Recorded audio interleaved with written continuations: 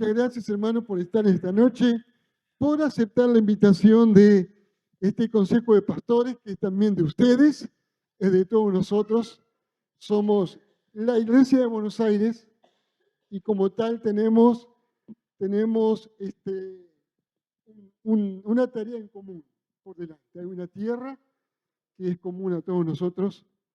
Ustedes son pastores locales también, cada uno en su congregación, están sirviendo a Dios desde su congregación, pero además marcando un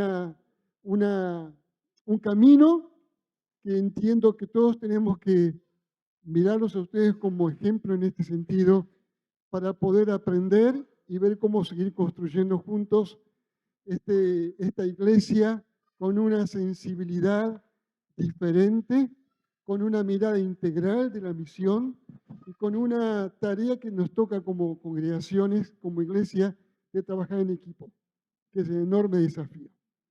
Un poquito para ponernos en contexto quienes están aquí adelante en esta noche, decirles que en primer lugar el pastor Charlie Power, un hombre que trabajó muchísimos años en la Convención Bautista y ha sido docente y es docente, hoy está a cargo de la carrera de Tecnicatura Superior en Trabajo Social del Seminario Internacional Teológico Bautista.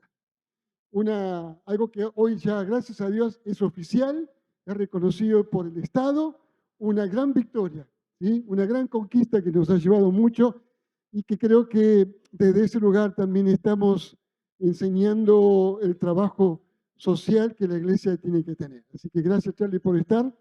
Está con nosotros la pastora Graciela Jiménez, que de su ministerio Mujeres para la Nación hace un trabajo tremendo en muchas áreas, sobre todo en todo lo que tiene que ver con violencia doméstica, todo lo que tiene que ver con trata de mujeres, tiene que ver con atención de personas que salen de situación, internos que salen de las cárceles. Es un trabajo tremendo en lo social, así que también ella tiene mucho por hablarnos.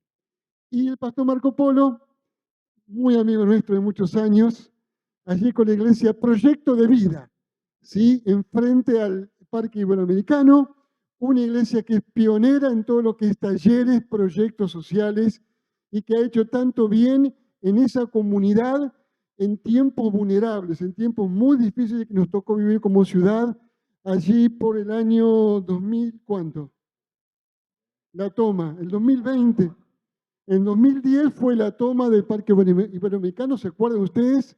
Bueno, ahí todo el trabajo que hizo Marco con esa comunidad, con el gobierno, ¿sí? Con el gobierno es un trabajo mancomunado que ha sido un ejemplo para todos nosotros.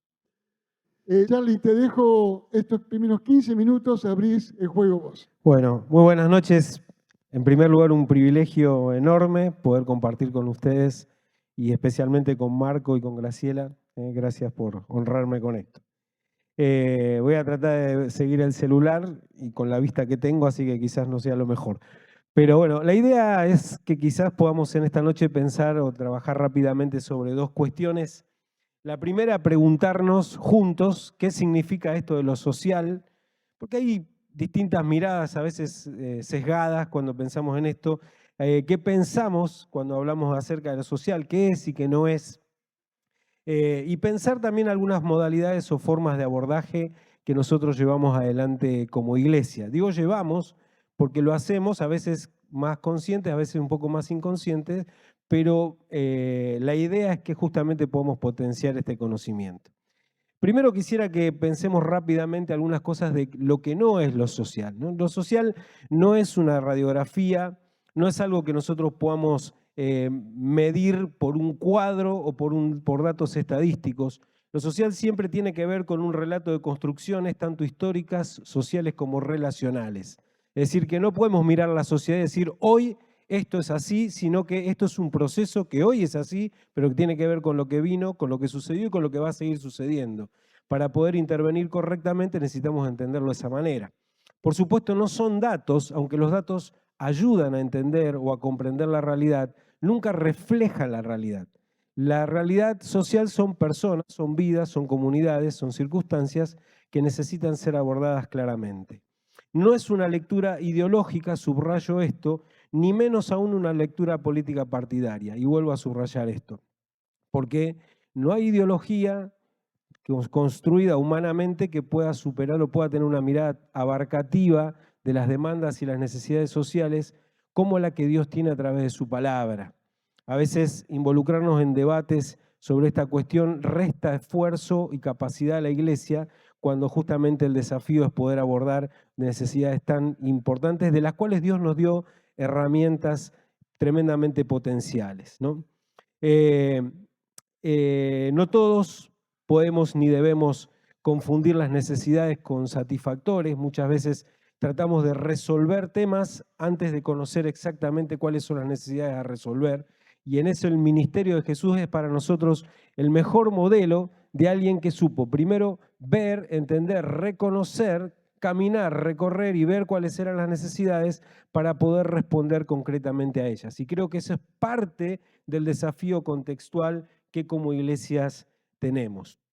Algunas cosas que sí quisiera mencionar rápidamente que pueden llegar a distorsionar nuestras miradas de lo social. Y lo digo como un llamado de atención personal, en primer lugar, nadie se sienta aludido en esta noche, pero también como iglesia, nosotros no estamos exentos como esto. Esto sucede socialmente, no solamente ahora, sino en la época del Señor Jesús, y nosotros necesitamos entenderlo también a esta altura. Hay tres cosas que pueden distorsionar nuestra mirada: los estereotipos, los prejuicios y los clichés.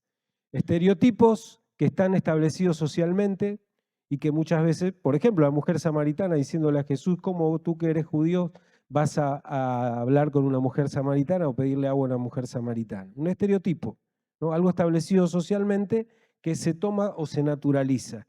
Lo que existió en aquel contexto sigue existiendo en nuestro contexto, ¿no? Prejuicios. Todos tenemos preconceptos. Quiero decírselo en esta noche, por si alguno no lo sabía. Los preconceptos son conceptos previos que nosotros tenemos de las personas o las circunstancias antes de conocerlas o aún conociéndolas. Pero la diferencia entre un preconcepto y un prejuicio es que el prejuicio termina determinando la forma en que nosotros actuamos en función de eso. Si hay algo que Jesús nos enseñó y enseñó a sus discípulos es permanentemente trabajar en contra de esos preconceptos o prejuicios, rompiendo barreras intencionalmente, ¿no? Tocando a un leproso, dejando que una mujer con flujo de sangre lo toque, tocando a muertos, etcétera, etcétera, ¿no? Cosas que para su contexto eran complicados. Y clichés. ¿Saben lo que son los clichés? Los clichés son las frases hechas. Nuestra sociedad y, permítame decirlo, nuestras iglesias están llenas de clichés. Frases hechas que tomamos y adoptamos como si fueran reales, ¿no? ¿Puede acaso salir algo bueno de Galilea, ¿no? Bueno, nosotros tenemos nuestros clichés. Todos los que reciben planes sociales son vagos, ¿no? Y así unas cuantas cosas. Son frases hechas, nunca comprobadas, pero que adoptamos. Y podría decirles 100 más, pero no vienen al caso. Quiero decirles, esto son advertencias que nosotros tenemos que tener previamente cuando queremos leer la realidad social. Si no, la vemos con anteojos empañados. Yo que uso anteojos, ver la realidad con anteojos empañados no nos permite actuar sobre ella. La realidad social es como si fuera una especie de poliedro, es decir, una figura con distintas caras que necesitan ser abordadas de manera integral. No hay forma de abordar la realidad solamente desde un punto de vista, sino necesitan ser abordadas desde todos los aspectos. Yo traje hoy un montón de datos que no les voy a compartir, los vamos a dejar en el PowerPoint porque si no el tiempo no va a dar y me van a cortar, y creo que no es lo más relevante, pero que justamente reflejan, por ejemplo, lo que son los datos de la pobreza, lo que significan los distintos tipos de pobreza, la forma en que se mide la pobreza. Ustedes saben que la pobreza no se mide solamente de una manera, se mide de distintas maneras y según cómo se mide puede dar distintos datos o puede reflejar distintas realidades, ¿no? Entonces, todo eso son cuestiones técnicas o que quizás no vengan al caso hoy, pero que son importantes tenerlas en cuenta a la hora de considerar algunas cosas. Déjenme solamente compartirles un datito ahí de los que van a tener en el PowerPoint en relación a esto de los planes sociales y demás, algunas cosas. ¿Saben, por ejemplo, dato real, certero, composición de fuentes de ingreso de hogares pobres. El 28% tiene que ver con planes o programas asistenciales y el 72% con programas laborales. Es decir, nadie puede subsistir con un programa asistencial en líneas generales. Lo digo porque tiene que ver muchas veces con los preconceptos. No hay nadie que no tenga que hacer otro tipo de trabajo, sea cual sea ese otro tipo de trabajo, generalmente informal, etcétera, etcétera. Ese poliedro tiene una cantidad infinidad de datos y de cuestiones de situación laboral, educacional, sanitaria, mental, salud mental. 25% de la población mundial ha crecido, 25% han crecido las enfermedades de salud mental después de la pandemia. Esto es algo bien actual, bien real que nos toca a nosotros. Violencia, situación habitacional, alimentación, adicciones, etcétera, etcétera.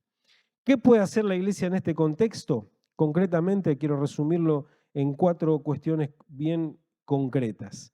En 5. 5 enfoques, 5 cuestiones que yo creo, niveles en todo caso, que creo que la Iglesia puede abordar. El primero, y esto no lo puede hacer, subrayo, esto no lo puede hacer ningún Estado, ningún gobierno, ningún otro tipo de institución, ni ningún otro tipo de organización. En primer lugar, el enfoque individual, personal, familiar, el de la singularidad, el valor del uno a través de la asistencia. Esto es algo muy específico, particular de la Iglesia. Yo diría, la Iglesia es o debería ser una de las pocas instituciones humanas, no, en este caso no humana, sino divina, que no trabaja con las personas solo en asistencia, sino que lo acompaña en distintas o diversas maneras, de tal forma que no se transforma necesariamente, o no debería transformarse en asistencialismo o en clientelismo. Pero ojo, cuidado, porque cuando esto sucede, la asistencia tiene su punto flaco y tiene que ver justamente con esto. Cuando nosotros reproducimos este modelo sistemáticamente, podemos caer exactamente en lo mismo, en el asistencialismo o en el clientelismo, que tanto políticamente quizás podamos denunciar, también puede sucedernos como Iglesia. Un segundo enfoque es el enfoque grupal, que realmente es un potencial impresionante de la Iglesia. La Iglesia trabaja en todo tipo de grupos. Los grupos de vida o células o todo lo que ustedes quieran son sociedades o pequeñas sociedades alternativas, donde las personas hoy en día crecen, se desarrollan, se forman. Es un fenómeno que hasta los sociólogos investigan.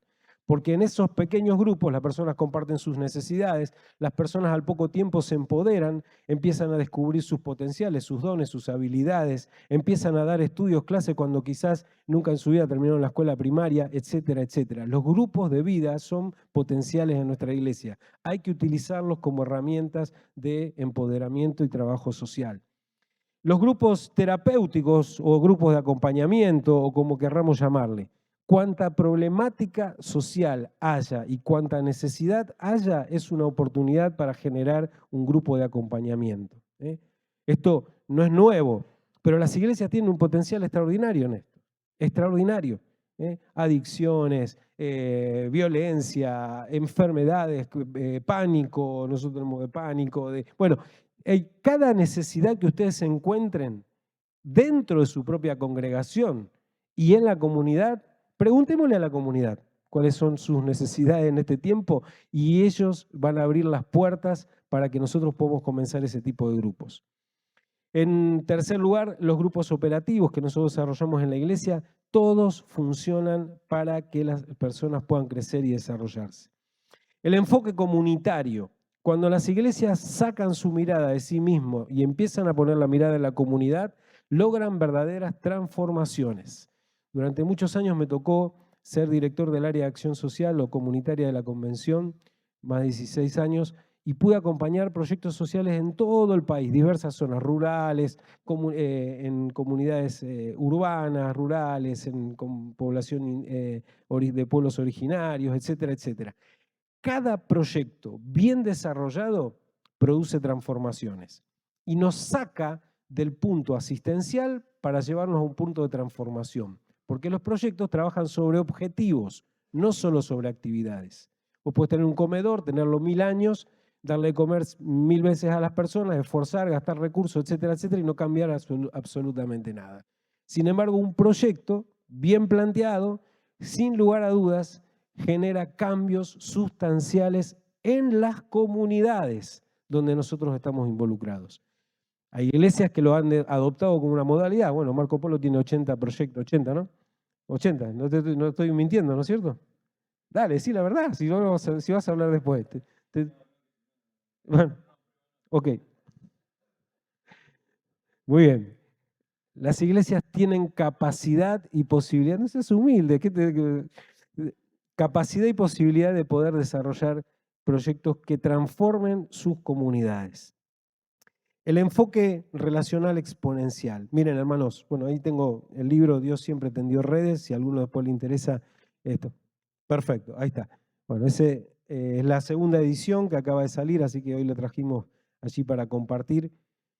Queridos hermanos, hay un potencial que sí creo que todavía no hemos liberado, y que es el potencial del trabajo interrelacionado como iglesias.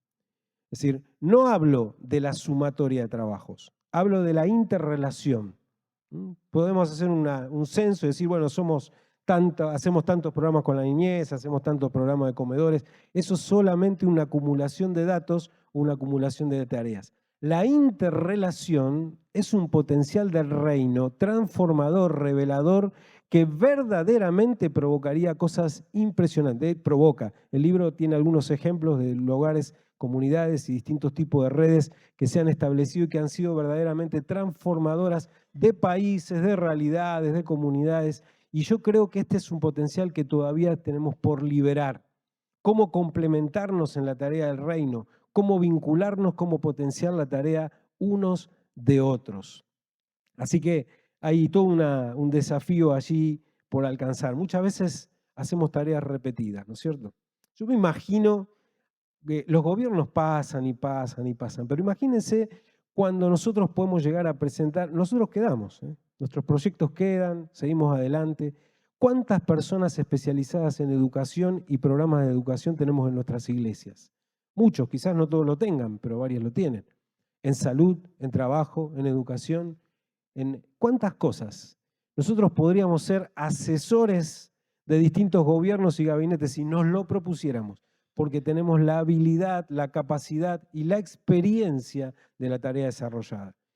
Bueno, por lo menos tenemos la bendición que hoy en día por lo menos nos reconocen porque tenemos comedores. Pero déjeme decirle algo, tenemos mucho más que comedores, tenemos mucho más que programas asistenciales.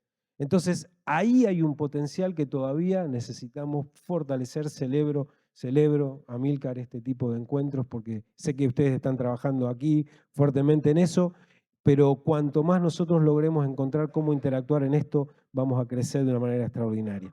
Por último, el enfoque estructural. La iglesia tiene dos cosas que son claves y fundamentales. Históricamente las ha desarrollado, pero demandan mayor riesgo y mayor complejidad. La primera es la influencia. La iglesia, cuando se lo propone, es de influencia.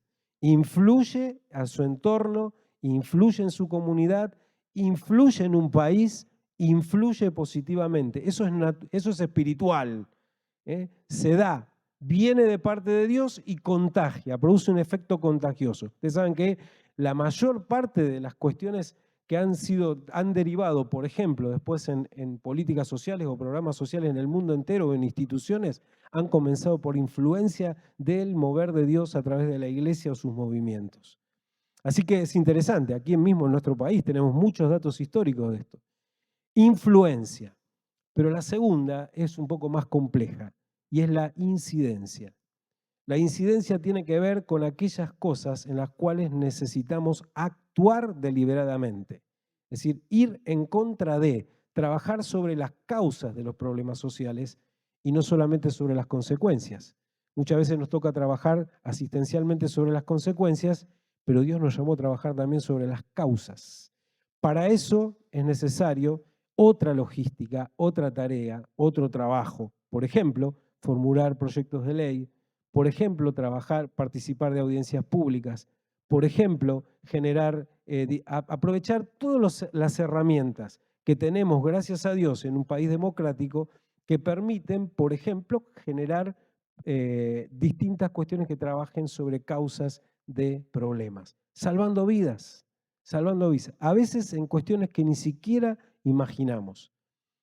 Muchas veces nos ha tocado trabajar reactivamente. Quiero señalar esto. Por ejemplo, con la ley del aborto. Siempre trabajar reactivamente ya nos juega en contra.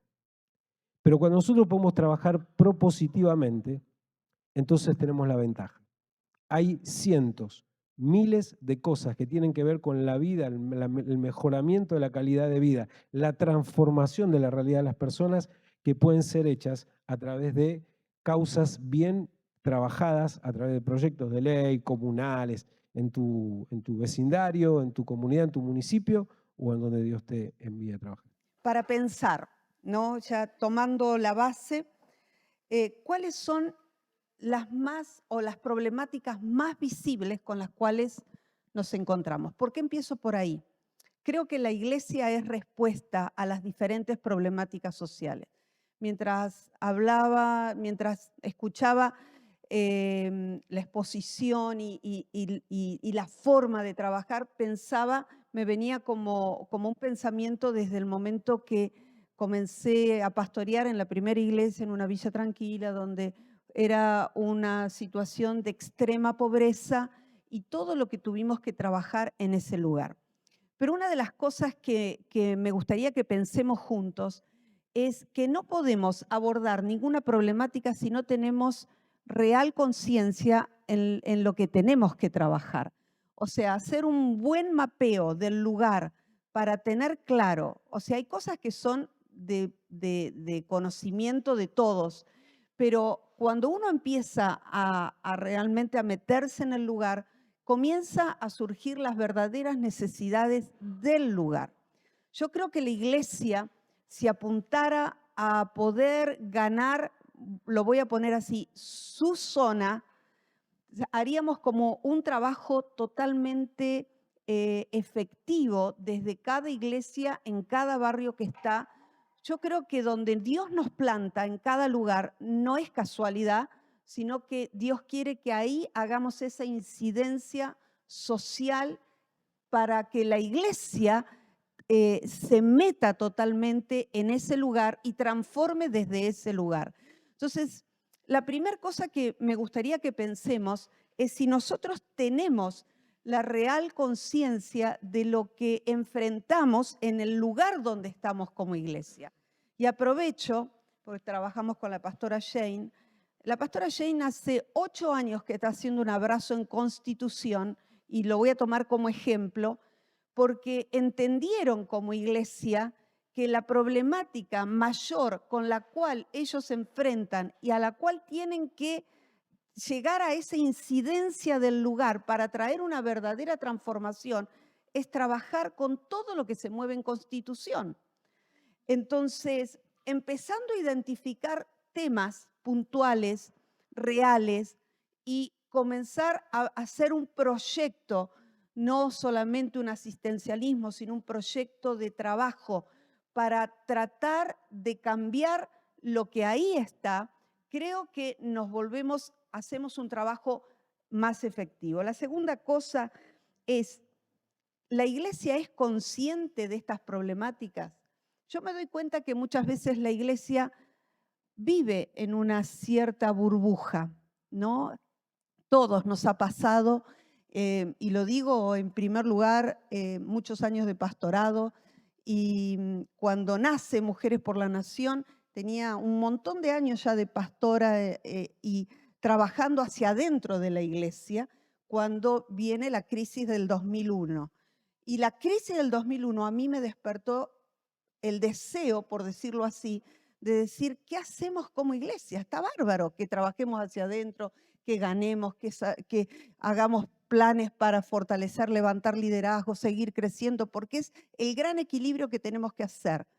Mientras crecemos, poder desarrollar un trabajo integral con todas las problemáticas sociales. Y eso, en el 2001, me llevó a decir, ¿qué hacemos nosotros como iglesia para ser respuesta en esta crisis, por ejemplo? Ahí nace esta ONG, Mujeres por la Nación, que venimos trabajando hace muchos años en 3 ejes principales: la atención directa, los hogares, ahora las casas también las casas de medio camino, donde tenemos un programa de trata de personas, las casas de liberados, que son personas que cuando cumplen su condena no tienen a dónde ir. Sería largo contarles por qué comenzamos todo esto. En realidad no es que uno pensó en hacer este trabajo, sino que la necesidad vino, y como siempre me gusta decir, a veces donde Dios te deja ver una necesidad puede ser el lugar de tu llamado. La gente a veces me pregunta, ¿vos tuviste alguna vez el llamado? ¿Dios te habló? ¿Te dieron palabras sobre este tema para trabajar con mujeres? El hogar con el cual trabajamos con Jane es un hogar de víctimas de abuso, de maltrato y de trata. Hoy el hogar solamente trabaja con madres con niños y tuvimos que abrir espacio para el programa de trata. Pero también dentro de esto surgió mujeres que necesitaban, salían de la cárcel, no tenían a dónde volver y también había que dar respuesta a eso. Entonces, a veces no es que uno tiene un llamado a algo, sino que hay una necesidad que empezamos a responder, y desde responder a esa necesidad se abre un abanico de posibilidades para cubrir esas ciertas necesidades. Ahora, la pregunta, ¿no? ¿Está preparada la iglesia para hacer respuesta? Y este es el gran tema, ¿no? Junto con esto, en el 2001, que empezamos a ver la necesidad, los jubilados frente al Congreso, las movilizaciones, el trueque que comenzaba a funcionar en muchas iglesias. Bueno, por ahí acá veo muchos jóvenes, no sé si se acuerdan de eso, pero todo lo que vino en el 2001, comenzamos a ver la necesidad también de otra cosa. A mí Dios me habló, me dijo, la iglesia tiene un gran voluntariado. Me dijo, apuntá al voluntariado que tiene la iglesia. Es a ellos a quien hay que preparar para hacer respuesta. Desde ahí nace todo lo que empezamos a hacer, el Centro de Formación Social, que apunta no solamente a personas que quieren una carrera o algo, sino que apunta a aquella persona que por ahí ni siquiera, que está ayudando en un comedor, que va a visitar un hospital. Por eso está enmarcada dentro de la educación popular, para que cualquier persona que tenga el corazón para servir pueda prepararse, ¿no? Apuntamos a eso, al voluntariado. Y el voluntariado, ¿no? Con herramientas y con un proyecto y con una guía, hace que el trabajo no solo sea más fácil, sino que sea más efectivo. Entonces, desde ese lugar, ¿no? Por eso la pregunta, ¿es la iglesia está preparada para hacer respuesta? Yo creo que nosotros tenemos que ver a cada persona y por ahí despertar esto, ¿no? El propósito, el don, el ministerio que tiene, porque toda persona que tuvo un encuentro con Dios querrá hacer algo por el otro.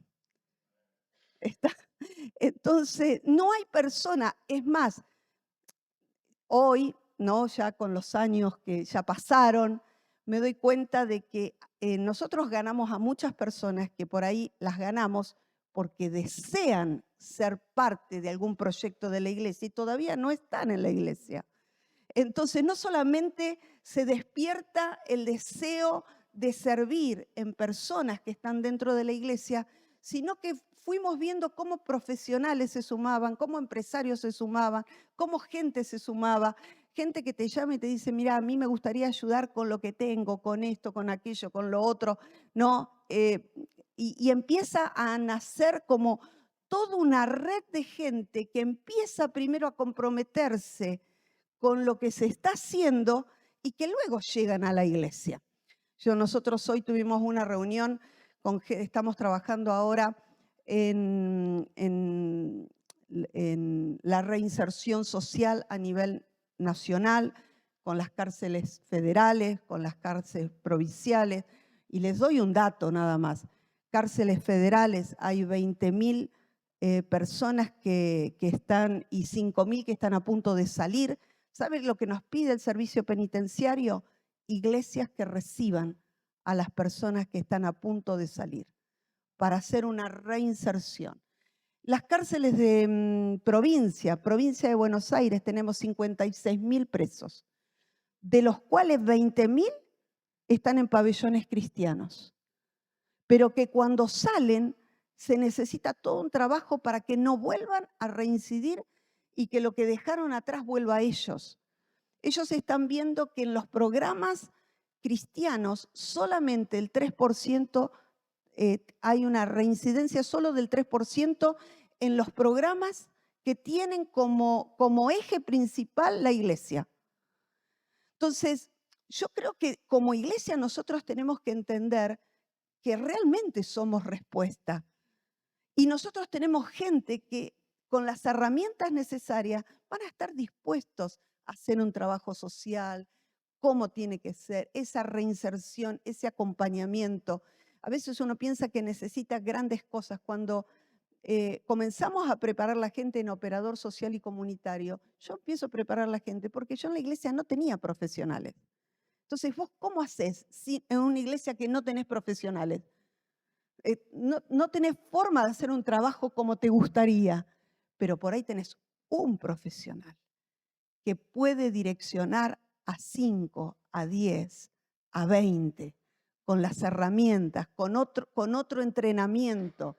Y entonces vos multiplicas el saber de un profesional en un montón de personas que van a ser direccionadas en ese trabajo. Bueno, estrategias que Dios nos fue dando para hacer el trabajo. Otra de las preguntas, ¿puede la iglesia ser un ente de gestión de derechos para su gente o para su comunidad? Yo creo que la iglesia debe, no solamente que puede, debe. Y acá está el desafío a nosotros como pastores. ¿Cómo voy con la hora? Perdón. Sí. Acá está el desafío de nosotros como pastores. Poder nosotros tener claro nuestra función y cómo vamos a bajar esto a nuestra gente. Preparar a nuestro liderazgo para que pueda entrenarse en esta capacidad de ser este ente de gestión, ¿no? Y ahí hay mucho para hablar. La iglesia puede ser fuente de transformación y desarrollo comunitario, por supuesto. Y esta pregunta que muchas veces me han hecho, ¿compromete la iglesia su ética o misión si articula con el Estado? Para pensar, ¿no? Y acá está, ¿no? Ser sabios, porque los gobiernos pasan, pero la iglesia queda. Entonces, nosotros tenemos que aprender a gestionar. Para aprender a gestionar, vos tenés que saber conocer todos los derechos, todos los planes, todos los recursos del Estado. Y nosotros tenemos que enseñar a la gente, bueno, acá voy a bajar esto, acá ya voy a bajar lo otro, sin quedar pegado con el que esté de turno. Esto uno lo va aprendiendo a veces en la experiencia. Yo recuerdo que un gobierno nos ayudó con mercadería y cuando asumió el otro gobierno nos hicieron una cruz, así. Entonces, porque estábamos en el listado del otro gobierno, ¿no? Y estas cosas te van enseñando en cómo hacer para bajar un derecho sin quedar pegado con el partido de turno. Entonces, acá está el poder entender, conocer el Estado, conocer el funcionamiento del Estado, cómo articular, cómo presentar un proyecto. ¿Sabe que a veces el hecho de aprender a presentar un proyecto correctamente te hace empezar a ser visible y poder tener ese derecho de ese recurso, ¿no? Y acá viene todo el proceso después que tiene que ver la rendición, la transparencia, para no quedar pegados ni manchar el nombre de la iglesia y todo lo demás.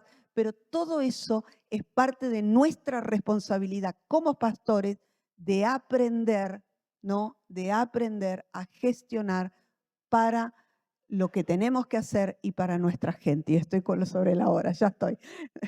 Bueno, nada, eso, gracias. Bueno, mientras veníamos para acá con mi esposa Norma, me acordaba que hace cerca de 40 años atrás estábamos comenzando nuestra primera iglesia en la villa de Fátima. en medio del barro, siendo muy jovencitos, sin ningún tipo de capacidad. Apenas teníamos terminada la escuela primaria, pero teníamos una pasión por los más vulnerables, ¿no es cierto? Y un amigo mío, que conocí de casualidad divina, que era amigo de otro amigo, resulta que lo voy a visitar a su negocio y me dice, mira, acá te presento un amigo que está estudiando trabajo social, Gabriel Nevia. Y Gaby Nevia vino a ver lo que estábamos haciendo en medio de la nada, y aparte de ayudarme, asesorarme y demás, me regaló un cassette. Y el cassette era de Daniel Del Vecchio. Después me regaló otro cassette, y otro cassette, y otro cassette. Así que aprendimos el trabajo social a través de la posibilidad de escuchar gente que ya estaba trabajando en lo social y que fue de gran inspiración, Daniel Del Vecchio, para nuestras vidas. Y también con un libro que ahí lo va a estar promocionando Roberto, que lo compré allí por el año, sí, principio del 90, 91. Ese libro se llama Desatando a la Iglesia, Desatando a la Iglesia, de la fortaleza al ministerio. Desatando a la Iglesia, de la fortaleza al ministerio. Con estos dos recursos y el Espíritu Santo y la palabra, comenzamos a formarnos en el trabajo social. Y luego conocí a Charlie, que estaba atrás, lo fui a ver ahí a la oficina, que él era el director del área de acción comunitaria. Y allí, bueno, la incidencia de Charlie Power me hizo poder estudiar trabajo social y mejorar todo lo que estábamos haciendo, comenzando con un pequeño proyecto muy chiquito, que era un hogar para mamás solas, con niños. Nos ayudaron con ese proyecto y bueno, eso se fue una semilla que comenzó a crecer. Me gustaría en esta tarde hablar brevemente sobre el tema de nuestra misión y la comunidad, o cómo ser una iglesia con incidencia comunitaria, como compartían antes mis hermanos. Bueno, la palabra nos manda, ¿no es cierto?, a trabajar en favor de la ciudad y hacer una misión integral que tenga que ver con la predicación del Evangelio, pero no estar ausente a las necesidades que las personas tienen. Nosotros hemos comenzado varias iglesias, ahora estamos comenzando una iglesia en Bajo Flores, en el corazón de la 1114, y generalmente lo hemos hecho sin ningún tipo de recursos y de alguna manera trabajando con la comunidad, asistiendo y estando con las familias en los barrios donde hemos comenzado nuestras congregaciones. Y quería compartir solamente 4 principios que para nosotros son importantes. Por supuesto, están limitados al tiempo que tenemos. El primer principio que ponemos en práctica es la importancia y el valor de cada persona que comienza a ser parte de la congregación, pero como decía Graciela antes, que es parte de la comunidad. Nosotros valoramos mucho el potencial que Dios ha puesto y la gracia que Dios ha puesto en cada persona. ¿Por qué tomo esto que decía Graciela recién? Porque tenemos infinidad de colaboradores que han conocido a Jesús, primeramente trabajando con nosotros antes de convertirse. Y actualmente hoy, en Bajo Flores, por ejemplo, hemos comenzado, es la primera obra que comienza un grupo de hermanos de nuestra iglesia sin que nosotros estemos yendo al lugar. Solamente vamos quizás una vez por mes o una vez cada 15 días. Cuando comenzamos el trabajo en Bajo Flores, el Señor puso en mi corazón de que debía enviar gente que pudiese identificarse con el dolor y la necesidad de la gente que vivía en ese vecindario. Y mandamos un grupo de hermanas bolivianas que comenzaron la tarea. Bueno, allí funciona un trabajo espectacular con niños, con familias, Y de la iglesia fueron 4 o 5 hermanas que comenzaron a trabajar.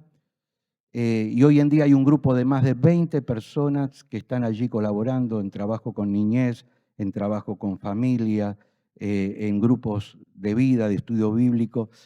Y muchos de ellos son personas que han ido a ver el trabajo, que han comenzado a trabajar ayudando a servir la leche, cocinando para los niños, y de a poco se fueron integrando, y en el último bautismo creo que bautizamos como 8 personas de Bajo Flores, que fueron personas familias de los niños que comenzaron a ir y que luego se fueron integrando, conociendo al Señor e integrándose a la iglesia.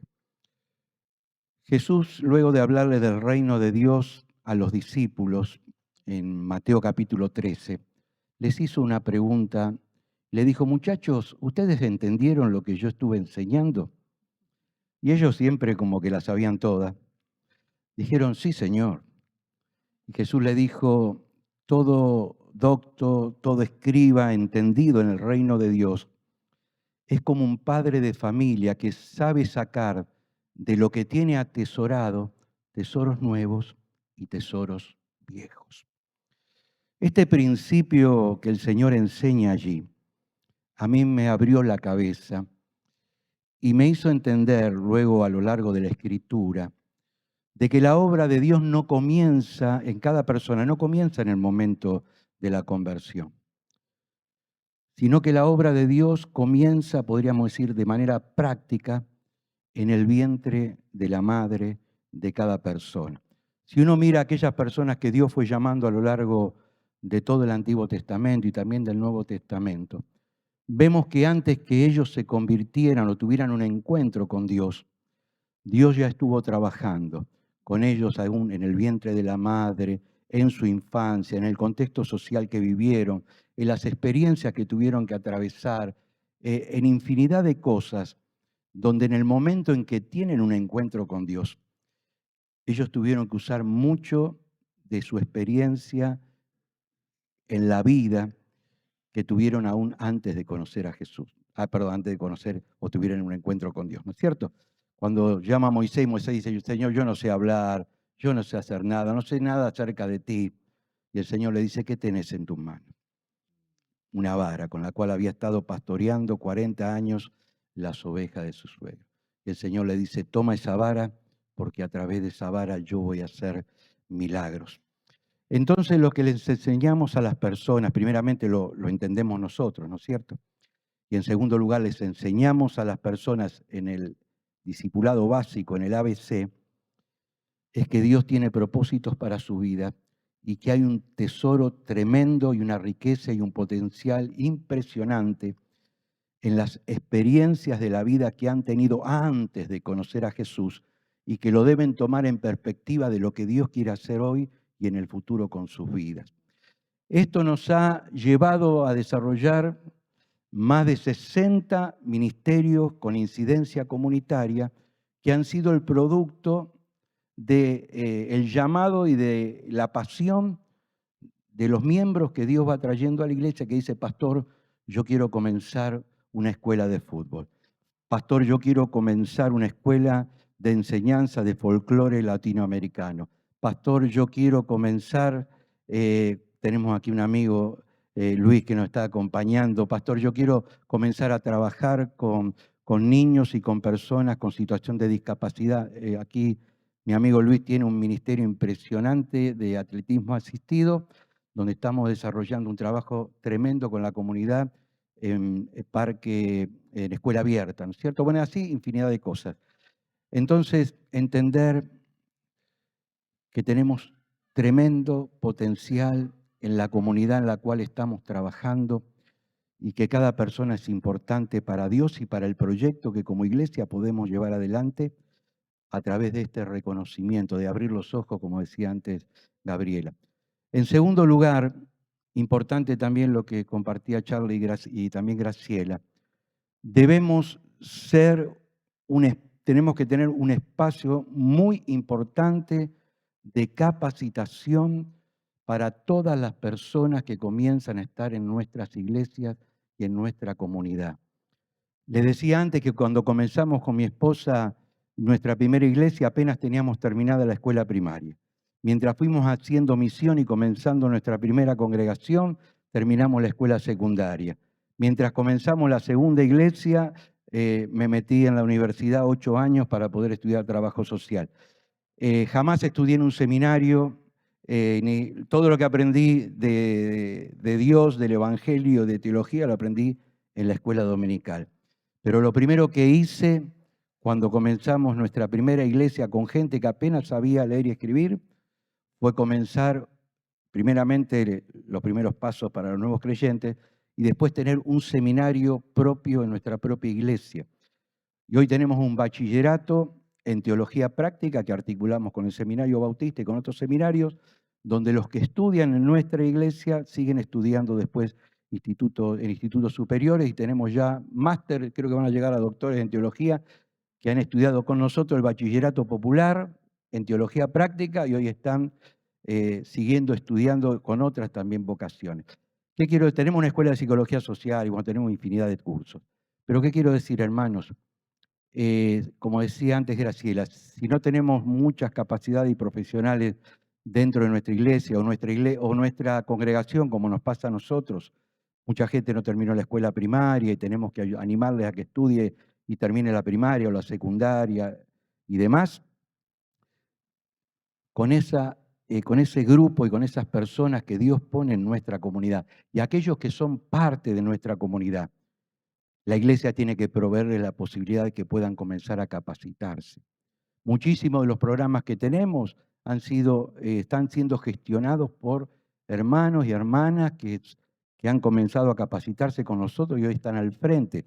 Muchos de los que son parte de nuestra iglesia, el hecho de poder comenzar a capacitarse los empoderó, los animó, y terminaron luego la escuela primaria, la secundaria, y hoy tenemos profesionales, tenemos licenciados en trabajo social que cuando comenzaron a ser parte de nuestra iglesia no tenían la primaria terminada, pero les animó esta posibilidad de saber que pueden estudiar a poder seguir adelante.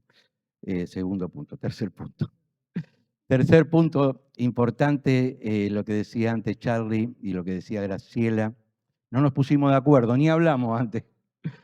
Es el trabajo en red y la gestión asociada.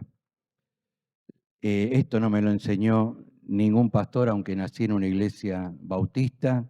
La iglesia tiene que apartarse del mundo, la iglesia no tenemos que unirnos con yugo desigual, papá.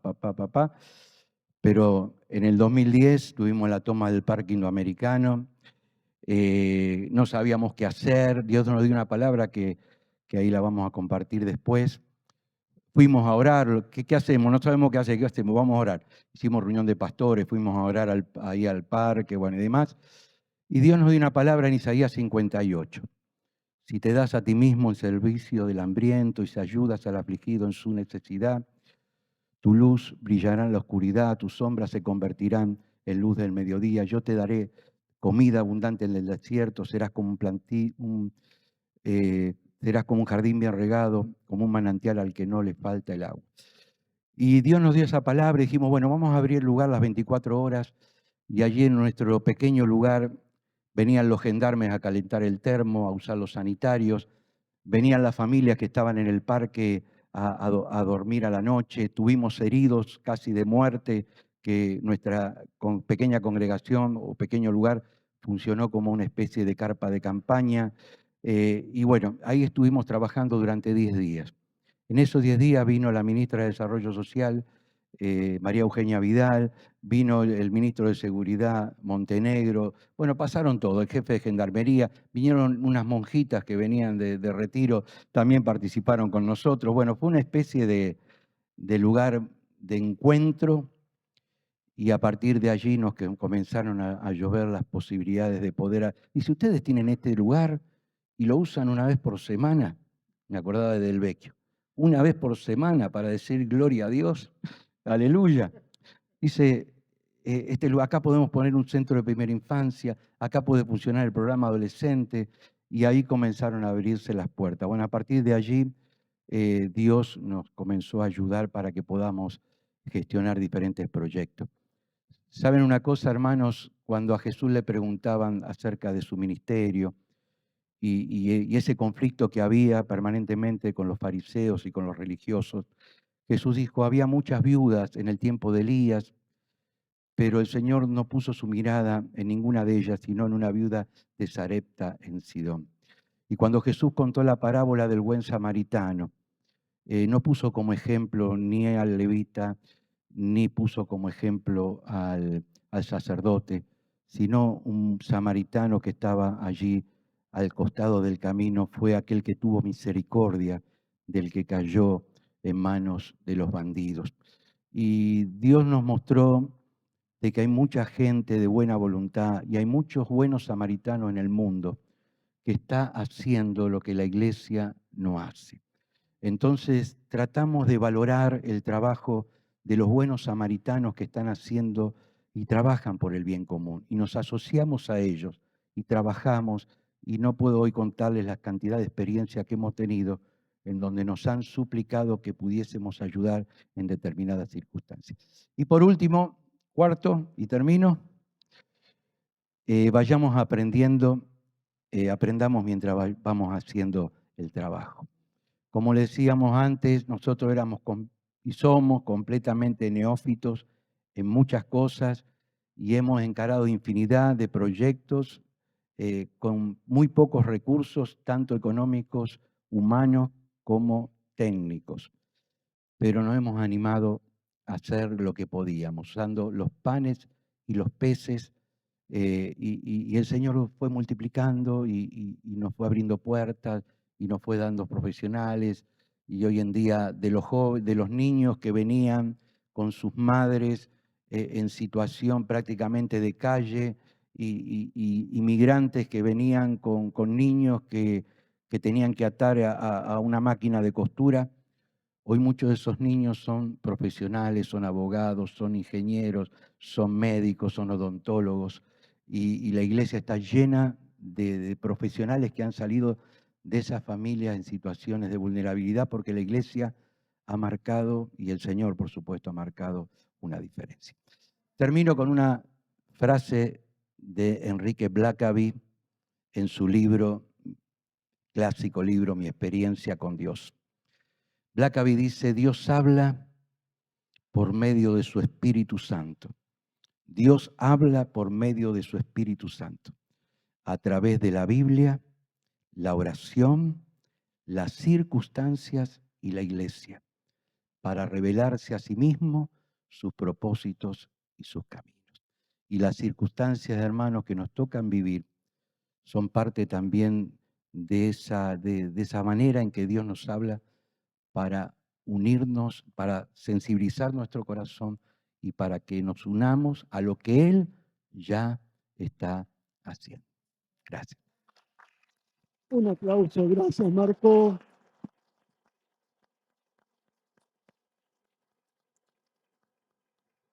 Cuánto por aprender, y también qué bueno que el Espíritu Santo nos permitió tener tres aspectos diferentes, pero desde lo general que habló Charlie hasta lo específico que hablaste Marco, todo fue encadenado, ¿no? Y Dios sabía que tenía que ser así. Tenemos algunas preguntas que ustedes nos han hecho y vamos con la primera que me parece que es oportuna para Marco. Te voy a preguntar, Marco, ¿cómo podemos empezar un trabajo? ¿Cómo comenzaste vos? Creo que un poco lo dijiste, pero sé un poco más preciso. Una iglesia que quizás no tenga mucha estructura y quiere empezar. ¿Por dónde empieza? Bueno, yo creo que por el voluntariado, como decía antes Graciela, durante casi 20 años, hasta el 2010, nuestra iglesia tiene ya más de 30 y pico de años, durante más de 20 años trabajamos con voluntariado. Y hoy en día, más de los 60 y pico de ministerios que tenemos, 2 solamente son apoyados por el gobierno de la ciudad, que son los centros de primera infancia y el programa adolescencia. Todos los demás programas están llevados adelante por voluntarios, ¿no es cierto? Es importante, yo creo que cuando, miren, perdón, voy a decir algo pero tómenlo a bien, no lo digo ni con ninguna vanagloria. Hermanos, yo hace más de 40 años que soy pastor voluntario. Yo tengo mi trabajo. Tampoco trabajo de trabajo social. Tengo mi trabajo y mi emprendimiento familiar. Otro día se los cuento. Así que si pudimos comenzar varias iglesias en el medio de la nada, fue porque pude trabajar para ir costeando el trabajo, pudimos ofrendar mucho para poder comprar las propiedades que tenemos. Y bueno, y tratamos de animar a los hermanos que si Dios te llama a algo y tenés una pasión en el corazón, si lo podés hacer, no necesitas que te paguen para hacerlo, ¿sí? Muy bueno. Gracias, Marco. Graciela, una pregunta para vos. Alguien nos pregunta, ¿cómo es trabajar con personas que estuvieron en la trata y qué pauta nos das para arrancar con esto? Qué linda pregunta. Bueno, las personas que han estado en algún momento en una situación de trata, primero contarles que no siempre la persona se identifica a sí misma como que estuvo en una situación de trata.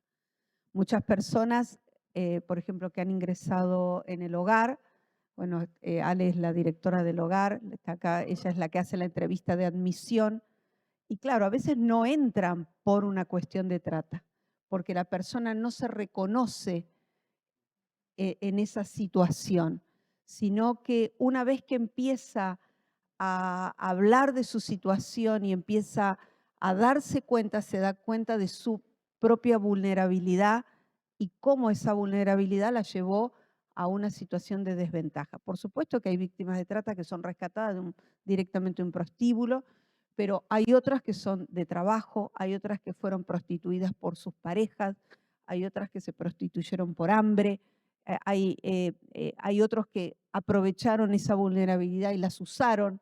O sea, es un universo de personas que muchas veces no se reconocen a sí mismas como víctimas, sino que una vez que empiezan a ser sanadas, empiezan a darse cuenta de todo el camino que han transitado. ¿Cómo empezar un trabajo?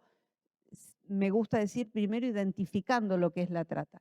Creo que la iglesia hace docencia en todos estos temas. Yo creo que el púlpito habilita, siempre digo lo mismo, el púlpito habilita. Cuando yo desde un púlpito hablo de ciertos temas, permito que una persona que está sentada y está escuchando pueda acercarse a hablar de ese tema. Pasa en temas de violencia, pasa en temas de abuso, pasa en temas de vulnerabilidad extrema. Yo creo que nuestros púlpitos habilita que la gente pueda venir a contar. ¿Por qué digo esto? Porque si siempre hablamos de una ideal y un ideal y un ideal y un ideal, la gente va a decir, ¿para qué me voy a acercar a contar mi problema si no encajo en eso? No digo de hablar todos estos temas, pero sí que la iglesia tiene que hacer esa docencia, ese trabajo, el poner en palabras, abrir el espacio para que la gente pueda venir a contar lo que está viviendo.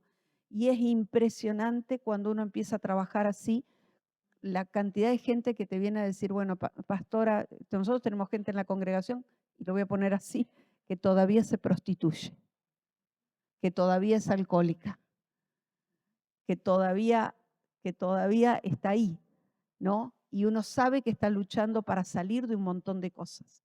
Entonces, este mensaje que acerca a la persona en esa situación. Y guarda, no estoy hablando solo de personas que no tienen nada, porque hay chicas escort, lo que se les llama, que son prostitutas VIP. Hay chicas universitarias, nosotros tenemos en la iglesia chicas universitarias que han sostenido sus carreras universitarias prostituyéndose. ¿Tá? Entonces, ¿qué quiero decir con esto? La iglesia tiene que llegar a todo y no podemos ayudar si juzgamos. Lo primero que nos tenemos que sacar de nosotros es poder juzgar a alguien. O sea, la gente, si se siente juzgada, jamás abrirá su corazón y se quedará. El trabajo pastoral es esto, ¿no? Aceptar a la persona como viene y desde ahí trabajar hasta que la persona sea libre. Muy bueno, Graciela, gracias. Para Charlie hay una pregunta y es la siguiente. Charlie, ¿qué es un proyecto bien planteado, como decías, que pueda generar una real transformación en un barrio, en un vecindario, en el entorno de una comunidad?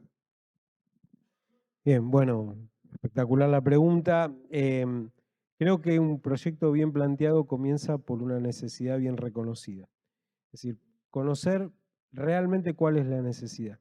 Y en esto hay un trabajo extraordinario, que coincido con lo que decía Graciela y todo lo que Marco explicaba. Cuando uno cuando uno se involucra con la comunidad, no como si la comunidad fuera algo externo, o la iglesia algo externo a la comunidad, sino cuando la iglesia se siente parte de la comunidad, puede trabajar junto con sus necesidades, descubrir cuáles son sus necesidades, preguntarle cuáles son sus necesidades. Cuando terminó la pandemia, una de las cosas que nosotros hicimos con la iglesia fue distribuir cartas en toda la ciudad, diciéndole que habíamos atravesado como comunidad un tiempo muy difícil y que disponíamos nuestro corazón para que nos compartieran cuáles eran las principales dolencias o cosas que estaban atravesando en este tiempo. Creo que una de las primeras, el punto de partida de cualquier proyecto es conocer la necesidad de las personas y de la comunidad. Cuanto más elementos podemos tener para conocerlo, mejor, ¿no es cierto? Y el segundo es transformar las necesidades en objetivos. Diseñar un proyecto tiene unas características técnicas que obviamente no vamos a explicar, pero la clave de un proyecto tiene que ver con plantear objetivos que transformen realidades. Es decir, que no solamente aborden necesidades, sino que transformen realidades. Entonces, si hay una necesidad, esa necesidad tiene que ser transformada. En el punto o en el aspecto que pueda llegar a ser transformada. Pero nosotros como hijos de Dios tenemos el gran potencial de que Dios es el gran transformador de las realidades. Entonces, un proyecto lo que hace es tomar necesidades, pensar en cómo esas necesidades deben ser transformadas, plantearla en forma de objetivo y después llevarla adelante como iglesia. Y lo último al respecto, nunca pongan por delante de un proyecto los recursos. Los recursos son lo que va a demandar el proyecto, ¿no? Los recursos no son el punto de partida de un proyecto. Lo que tenemos, lo que, digamos, no es solamente no es solamente lo que tenemos, es lo que la gente necesita en función de lo que Dios quiere hacer, y allí aparecen los recursos, como decía Marcos, de una manera extraordinaria. Nos sorprendemos que dentro de la propia comunidad hay recursos, que en la iglesia hay recursos, y que Dios va a proveer lo que falte por donde sea que eso sea necesario. Pero hay una gran diferencia en lo que muchas veces solemos hacer, que yo le llamo es escribir cartas de amor. Cuando alguien nos pide que presentemos un proyecto, escribimos, sí, nosotros somos buenos, hacemos esto, cuando alguien lo lee, dice, bueno, fenómeno, pero acá no sé qué es lo que están haciendo, qué es lo que necesitan y cuánto y cómo lo van a hacer. Un proyecto sigue ciertas pautas que son las que, como decía Graciela o Marco, digamos, nos permiten poder generar, buscar recursos que después nos abren puertas para seguir buscando más proyectos y recursos. Muy bueno. Muy bien, le damos un aplauso a los tres.